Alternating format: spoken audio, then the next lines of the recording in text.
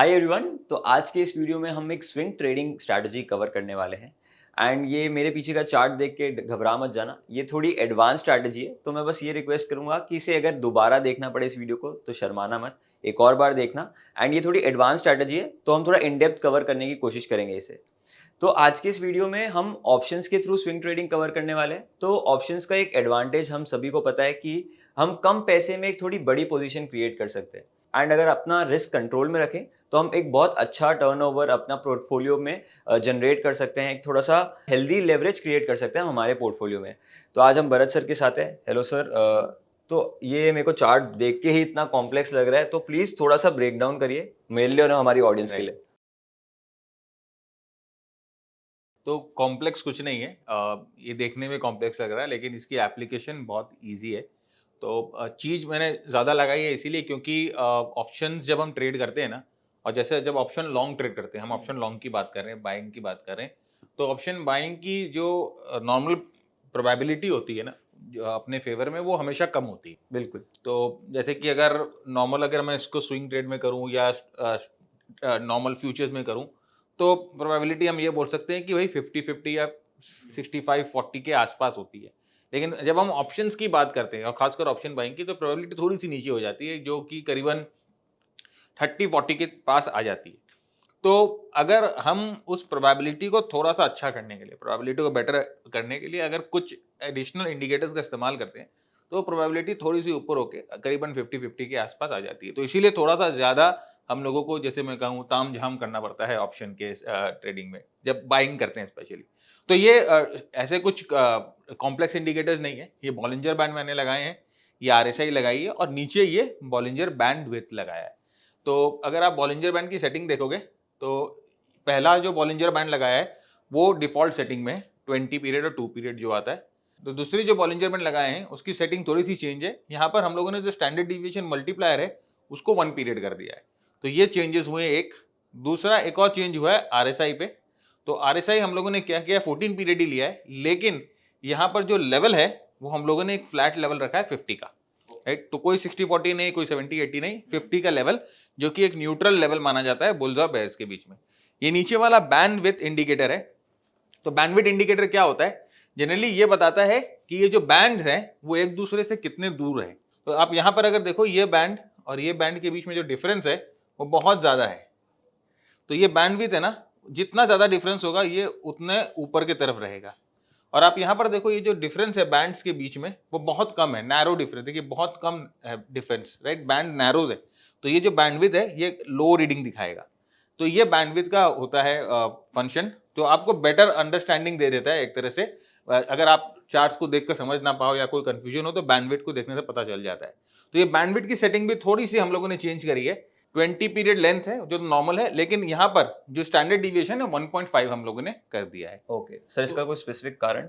इसका स्पेसिफिक कारण ये है कि हम लोग अलग अलग लेवल्स पे ना वोलेटिलिटी को मेजर करने की कोशिश कर रहे हैं। तो जैसे बैंड्स पे हम लोगों ने एक 2 स्टैंडर्ड डिविएशन में मेजर किया, 1 स्टैंडर्ड डिविएशन में मेजर किया, और यहाँ पर बैंडविड्थ में हमने 1.5 पे किया। तो अलग अलग लेवल्स पे हम जो है वोलेटिलिटी को मेजर कर रहे हैं, कॉन्ट्रैक्शन को मेजर कर रहे हैं।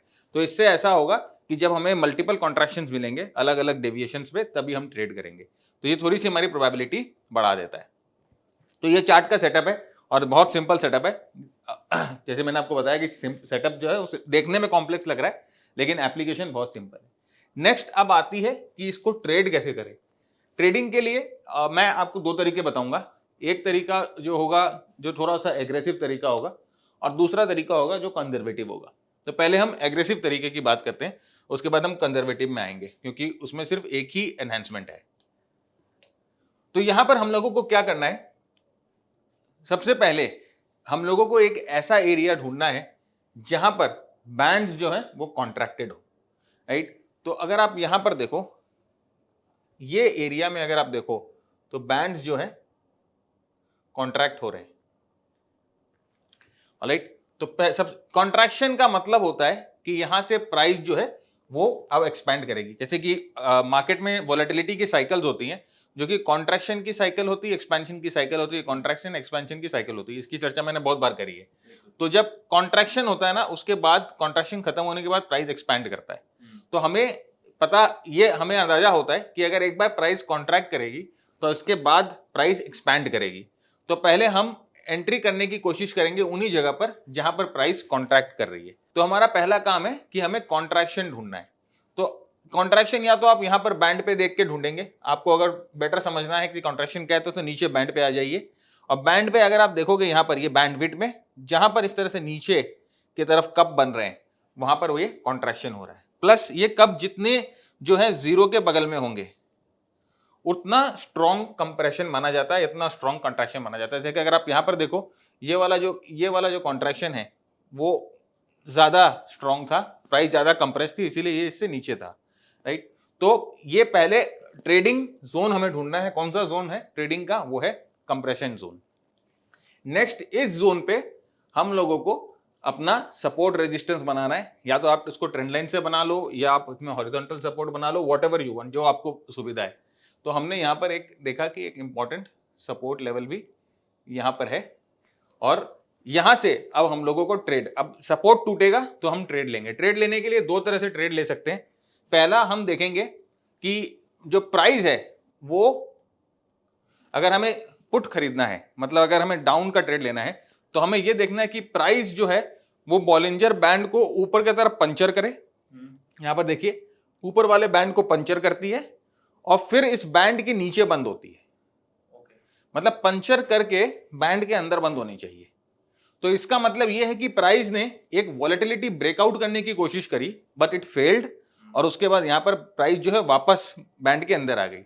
तो जब, अच्छा अब इसके पीछे का रीजन क्या है, जब प्राइस एक ब्रेकआउट करने की कोशिश करती है तो यहां पर वो क्या करती है ना कि एक्सपैंड होती है, तो एक्सपैंड होती है तो वॉलेटिलिटी भी एक्सपैंड होती है, और जब वो ट्रैप करती है, एक तरह से ये ट्रैप कर लिया, तो लोग जो ना थोड़ा घबरा जाते हैं। तो यहां पर जो है वो सेलिंग जो है, बाय जो इस ब्रेकआउट पे बाय कर रहे थे वो सेल करने भी आते हैं। तो इस वजह से वॉलेटिलिटी है ना यहाँ पर बढ़ने लग जाती है। और हम जानते हैं कि ऑप्शन बायर के फेवर में अगर वॉलेटिलिटी बढ़े when he is in the trade then it is the best thing.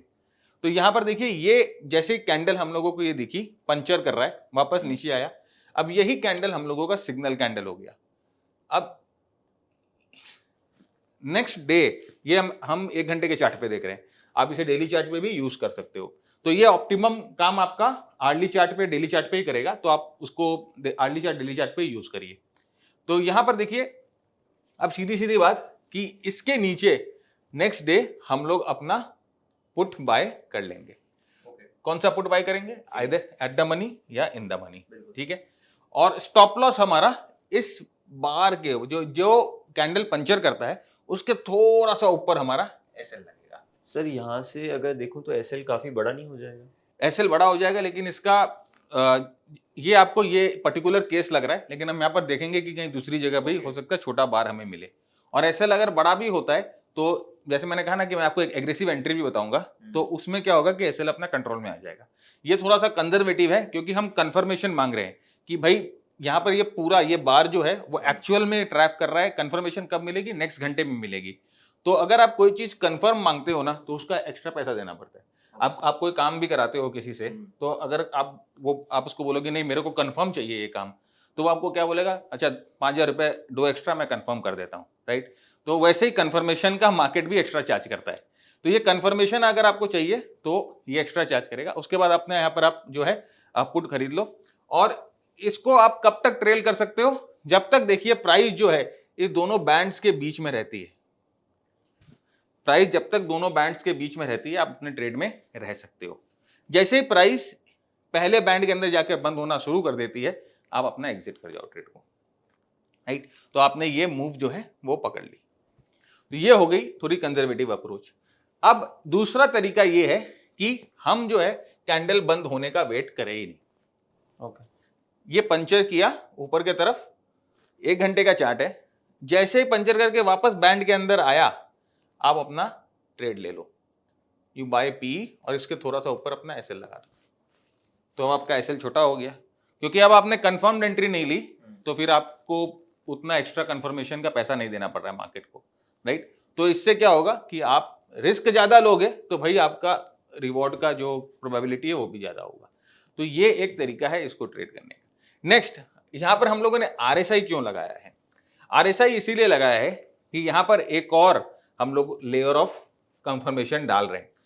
जब ऐसा हो रहा है हम लोगों को मेक श्योर करना है RSI शुड बी बिलो 50, और या तो वो 50 के नीचे है तो बहुत ही बेटर है, या वो 50 को काट के नीचे की तरफ जा रहा है। ओके, ये हमें चाहिए, मतलब RSI 50 के ऊपर नहीं होना चाहिए आपके ट्रेड के एंट्री के समय। तो आप जब यहां पर वो पुट खरीद रहे हो तो उस समय RSI 50 के ऊपर कतई नहीं होना चाहिए, राइट। 14 पीरियड का RSI है, तो उसके बाद आप यहां पर इस तरह से इसको एंटर करोगे। तो ये हो गया एक थोड़ा सा मैं कहूंगा एग्रेसिव तरीका है। अब हम इसको थोड़ा कंजर्वेटिव तरीके में भी देखते हैं, राइट। तो कंजर्वेटिव तरीके के लिए आप सिर्फ वहां पर एक 50 पीरियड का मूविंग एवरेज है, इसको एक्टिव कर दो बस।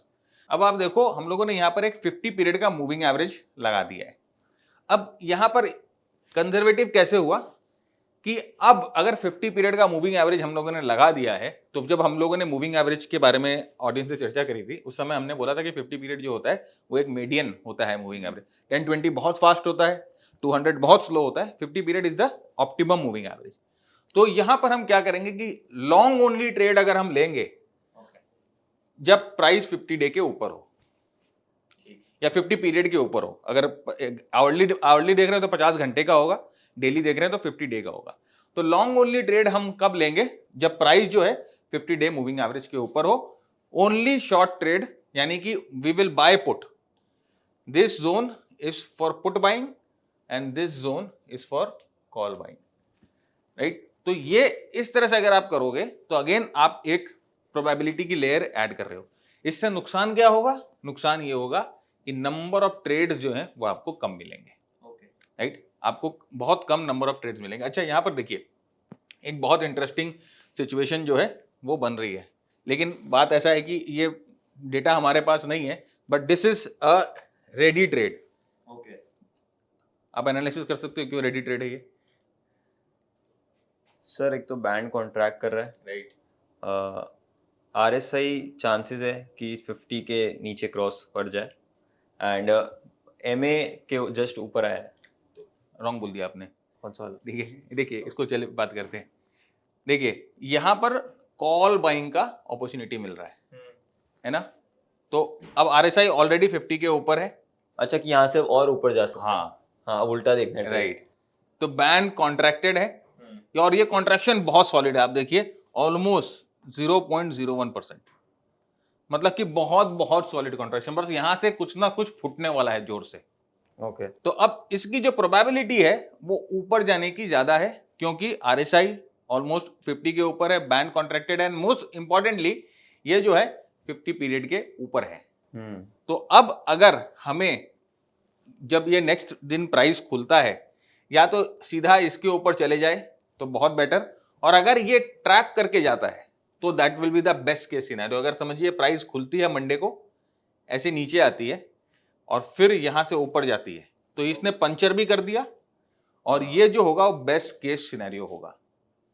तो ये जो ट्रेड है इस तरह से मल्टीपल इंडिकेटर्स यूज करके आप इस तरह के ट्रेड को बहुत ही एक्सप्लोसिव मूव्स ट्रेड कर सकते हैं और बहुत फास्ट आपको इसके जो है रिजल्ट्स मिलेंगे। तो यहां पर आप देखिए लॉन्ग ट्रेड देखते हैं कि कैसे लॉन्ग ट्रेड के क्या सेटअप बन रहे हैं। तो एक एक करके सारे सेटअप्स हम लोगों ने डिस्कस किए शॉर्ट के लिए, ठीक उसका उल्टा लॉन्ग के लिए करेंगे। नंबर 1 सबसे पहले देखना है बैंड में कंप्रेशन। तो आप यहां पर देखो ये बैंड जो है वो कॉन्ट्रैक्ट हो रही है। तो कॉन्ट्रैक्ट हो रही है इसका मतलब इसके बाद एक्सपेंशन होगी, किसी ना किसी जगह पर धमाका होगा। नेक्स्ट जो है हम लोगों को देखना है कि, तो यहां पर आप देख सकते हैं कि यहां पर हम लोगों को चाहिए बैंडविड्थ में कब बने, या बैंडविड्थ भी जो जितने जीरो के पास हो उतना बेटर है। तो यहां पर देखिए आप बैंडविड्थ जो है ऑलमोस्ट 0.03 के पास है। तो अब ये 3 चीज हो गई। 4th चीज मूविंग एवरेज हमें देखना है। तो मूविंग एवरेज देखिए प्राइस जो है मूविंग एवरेज के ऊपर है। अब हमें यहां पर चाहिए ट्रैप, कि एक ट्रैप मिल जाए जिससे हमें पता चले कि जो भाई लॉन्ग वाले जो हैं या जो शॉर्ट वाले हैं वो फंस गए हैं। तो यहां पर आप देखो कि बॉलिंजर बैंड को ये जो है पंचर करती है प्राइस, और ये जो प्राइस है वो बॉलिंजर बैंड के अंदर बंद हो जाती है। तो पंचर करके बॉलिंजर बैंड के अंदर बंद हो रही है। अब जैसे ही ये हुआ हम एक्स्ट्रा कन्फर्मेशन के साथ काम करेंगे। नेक्स्ट कैंडल पे जब कैंडल इसके हाई के ऊपर जाएगी तो हम जो है कॉल ऑप्शन खरीद लेंगे, और क्योंकि ये कैंडल दोनों बहुत बगल बगल में है तो हम ऐसे लेना ये पहले वाले कैंडल के नीचे लगा देते हैं। जो कि बहुत बगल बगल में है, तो थोड़ा सा सेफ साइड हो सकता है कि प्राइस नीचे आके नीचे वाले कैंडल के लो को नहीं तोड़े, पहले वाले कैंडल को लो को तोड़ दे, तो हम एसएल इसके नीचे लगा लेते हैं। और सेम टाइम अगर आप देखो ये जब इवेंट हो रहा है तो आरएसआई जो है वो 50 को ऊपर की तरफ क्रॉस कर रही है, तो ये हमारा एंट्री यहां पर हो गया, राइट। अब आप यहां पर एंट्री करके, इसमें ऐसा है कि ये जो बैंड है ना, यहाँ पर देखो प्राइस जो है बैंड के अंदर नहीं जा रही है, राइट। तो हम लोगों ने बोला था कि जब हम ट्रेल करेंगे तो बैंड के अंदर ट्रेल करेंगे, तो यहाँ पर आप वो सिस्टम यूज नहीं कर सकते क्योंकि बैंड के अंदर यहाँ पर प्राइस बहुत कम जा रही है और बार बार बैंड से जो है प्राइस बाहर निकल रही है। तो ये जो स्टॉक है परसिस्टेंट सिस्टम, ये थोड़ा वॉलेटाइल है, इसीलिए जो है वो बैंड में आपको एक प्रॉपर जो है प्राइस एक्शन नहीं मिल रहा है। इस कंडीशन में ये जो 14 पीरियड का आरएसआई हम लोगों ने यूज किया है, आप सिर्फ ये देखेंगे कि कैंडल बेरिश हो रही है और आरएसआई जो है अपने 50 लेवल के नीचे बंद हो रही है। तो अगर हमें ऐसा दिखे कि कहीं पर कैंडल बेरिश हो रही है और आरएसआई जो है अपने 50 के लेवल के नीचे बंद हो रही है, तो वो हमारे लिए एग्जिट सिग्नल होगा, राइट। तो आप यहां पर देखो इस जगह पर समवेयर ये वाले कैंडल पे हम जो है एग्जिट कर लेंगे। तो ये नॉर्मल जो हम पहले आपके साथ जो डिस्कस कर रहे थे कि बैंड वॉक, राइट, ये जो बैंड वॉक है, देखिए यहाँ पर एक्चुअली ये बैंड वॉक होना शुरू हुआ। तो आप जो है इस मेथड को भी यूज कर सकते हैं ट्रेलिंग के लिए। और ऑफ कोर्स बैंड वॉक अगर आप मतलब कि बहुत ज़्यादा एग्रेसिव है कि नहीं मुझे जल्दी प्रॉफिट ले लेना है, और मैं कहता हूं कि डेरिवेटिव जब हम बात करते हैं या ऑप्शन बात करते हैं तो प्रॉफिट हमें जल्दी बुक करने की सोचना भी चाहिए। बहुत ही क्योंकि ऑप्शन में एक टाइम वैल्यू होता है जो कि आपके ऑप्शन के वैल्यू को ऐसे भी डिक्रीज कर देगा, खासकर अगर आपका बड़ा साइज हो तो ये जो है आप ये फंडा इस्तेमाल कर सकते हो कि अगर RSI 50 को क्रॉस करता है then you can take your profits. Okay, I hope आपको ये स्ट्रैटेजी समझ में आई होगी, क्योंकि इसमें बहुत सारी चीज़ें और बहुत सारी चीज़ों का ध्यान रखना पड़ता है। इनफैक्ट मेरे से भी गलती हुई थी। तो फिर इस वीडियो को मैं बोलूँगा कि दोबारा देखिए ताकि आपको इसका इन डेप्थ समझ में आए स्ट्रैटेजी के बारे में एंड उसके क्या क्या कंडीशंस है। एंड अगर आपको और भरत सर से सीखना है ट्रेडिंग के बारे में, उनकी स्ट्रैटेजीज के बारे में, तो लिंक हमने डिस्क्रिप्शन में दिया हुआ है, आप वहाँ जाके चेकआउट कर सकते हैं। मल्टीपल कोर्सेज है, वहाँ पे आप खुद को एनरोल कर सकते हैं, जो भी कोर्स आपको अच्छा लगे। एंड आई होप आपको इस वीडियो में मजा आया होगा, तो इस वीडियो को फटाफट लाइक कर दीजिए एंड इस चैनल को सब्सक्राइब कर दीजिए। तो मिलते हैं हम अगली वीडियो में।